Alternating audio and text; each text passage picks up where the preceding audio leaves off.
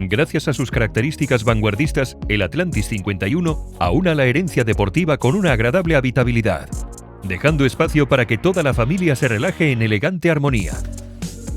La cubierta principal se ha concebido como una gran zona de descanso al aire libre, ya que, además de incorporar las clásicas zonas para tomar el sol, presentes tanto en la proa como en la popa, incluye también un sofisticado salón. El espacio a bordo no termina ahí, ya que también posee un garaje capaz de albergar una embarcación auxiliar o moto de agua de 3,25 metros de longitud. La amplia habitabilidad del exterior no ha supuesto la reducción del espacio bajo la cubierta, que mantiene una altura de 2 metros en casi todas las zonas. De hecho, Azimut ha conseguido con el Atlantis 51 mantener un amplio comedor en la cubierta inferior con una mesa central plegable, además de 3 cómodos y luminosos camarotes.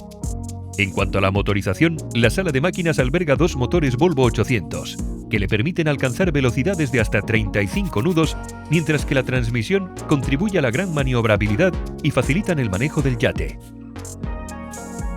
Explora el ADN deportivo del Atlantis 51.